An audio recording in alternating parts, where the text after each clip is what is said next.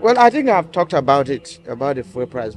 But if there's anything that is ambiguous there, you want me to comment on, I'll go ahead and comment on it. What is ambiguous in what you have said is the first one was moved to about 900 naira. Now is 1,000, and we're saying if fuel price was moved twice within 2 months, and the minimum wage has not been implemented just yet, of 70,000 naira, does it not make nonsense of the new minimum wage that is set to be implemented? And then, what happened to the agreement between you and government saying, no, we are not going to implement minimum increased fuel price if you agree to 70,000 naira? I'll take just one leg of your first question. The increase in pump price of petroleum products twice, probably in 2 months, and the implication on the workers. Because when you talk about 70,000 minimum wage, we are talking of the workers. Yeah. And which, if you like, you can give them a percentage of Nigerians. And then the increase has nothing to do with workers specific. It has to do with the whole country. Now, if I respond on what we're going to do now as a labor movement, would that translate to what Nigerians will do to respond to this? Because we are trying to, look at it vis-a-vis 70,000 naira, which was given to workers. And workers to this extent may mean, not close to 20% of the citizens. Now, what is the implication on the other 80% of Nigerians? Because we have to look at it holistically. Now, the response to that will still go back to the labor movement. However, when the labor movement goes, assuming we get 1 naira or 2 naira or no naira, it does not equally translate to 1 naira or 2 naira to other citizens of this country. Now, this is why there should be a collective response to it, not an NLC fight. That the person, the mason, the carpenter that is leaving his house to go and work somewhere, this morning, the price will change. So what happens to him? So I think it's important we understand it. And it's important for those in government to realize that governance is not just about increasing pump price of petroleum products. It appears that every morning people come out and increase. Is that all about governance? We have had agreements on looking at the issue of CNG, the impact on it. Today, it's not there. We have had agreement on the issue of Port Harcourt refinery functioning. It is not functioning today. And like I said earlier, they said if we deregulate so that the private sector will come in and participate, it will involve, competition. And when there is competition, the market forces will determine the prices. Now, where does that economic analysis lead us to now? There is a private person in place now, the Dangote refinery. And then the Nigerian, the NNPC, as you all know today, has been incorporated as a limited liability company. So who dictates the price for others? Is it being determined by market forces? Now, when you look at all these lies and the economic abracadabra, how does a country grow under this? So that's the second leg to the question you raised. I don't know whether you need further clarification. President, coming to your premises yesterday, I saw that NLC also benefited from the CNG buses. Yes. What are you going to do with those 2 CNG buses? You deploy it to government said they have given us. How many did you get? Government said they have given us 20 CNG buses. This time around, unlike when Silver announced 100 buses to NLC and we did not get one, this time around, we have taken delivery of about 14 CNG buses.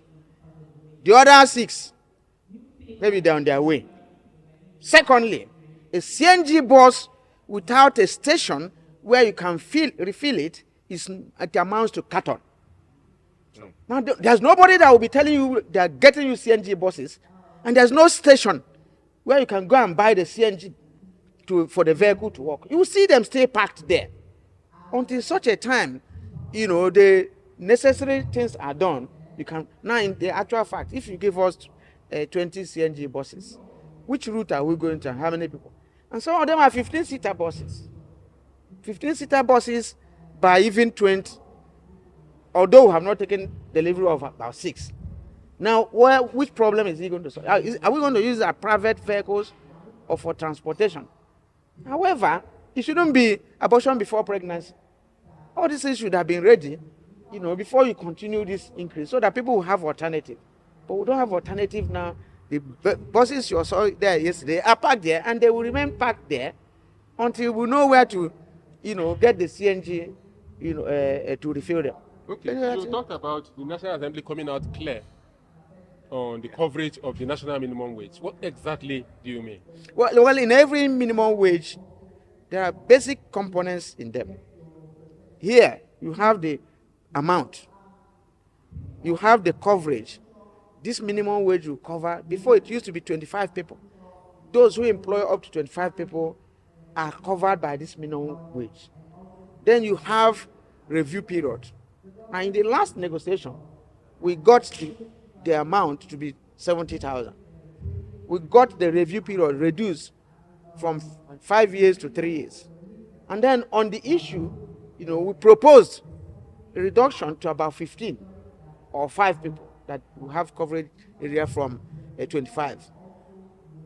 But up to now, they have not removed the white paper to determine the amount. However, by the pronouncement of the President of the Senate, he said every worker now, and when you look at it, every worker now, that means, it's not restricted to 4 or 5 people. So we are waiting for the law itself to come out to know whether they, on their own, changed it to every worker. So which means if you have one gate man, you pay him 70,000. You have one driver, you pay him 7. So that is the explanation I'm asking for. But which will excite you more, the every worker or the 5 to 15 worker? Well, we can look at it. By that time, we look at even unionization of domestic workers. Now, if you go to that extent of unionization of domestic workers, and then they have employers formally recognized, you now say that if you have one cook, that cook you must pay him, 70,000. If you don't have that, there will be no balancing. It will be, if you want to pay, you pay.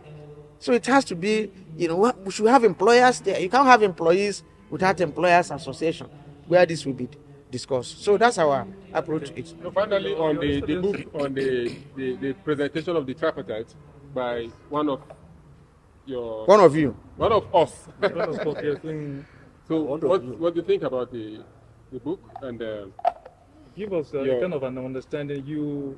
It seems government level always have issues to resolve, always crises one after the other. Relating to this tripartite thing, give us an understanding so that the people out there really understand how it works in the government and the workers. Well, if you represent the interest of workers, you will try to defend it. And at any point in time, it is being eroded. There will definitely be what you call conflict. And that conflict, the essence of having a tripartism is for its resolution of the conflict. Now, but the problem is that the role of government is so ambiguous because government doubles as an employer and a regulator. Now, it is difficult for you to be an employer and a regulator. It then means we are coming to your court.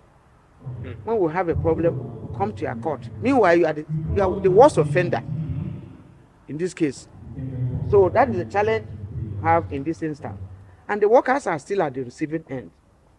Now, I was coming from the NIC program now, and I said, why would NIC give injunctions against NLC plan to protest over the increase on pump price of petroleum products? That they should take responsibility because of those injunctions on the suffering of people today. I asked further, can the NLC get injunction from the same court restraining government from increasing? And the answer is heck no. So you can see that the industrial relation climate, the tripartism, is not balanced. It's like 2 legs against 1. And in such a situation, what you call conflict or disagreement will continue to emerge. Because the employers, even at this negotiation we had, the employers will always be employers. Whether it is, in the case of Nigeria, it is even worse. Whether it is the Nigerian Employers Association, whether it is state governors, whether it is federal government, these are employers, and they will maintain one position against labor. So you can see that it is not an even, system. Yes. So the industrial relation climate in Nigeria is not even and doesn't give everybody equal protection. There's somebody that will always be at the receiving end, and in most instances, it goes back to the worker.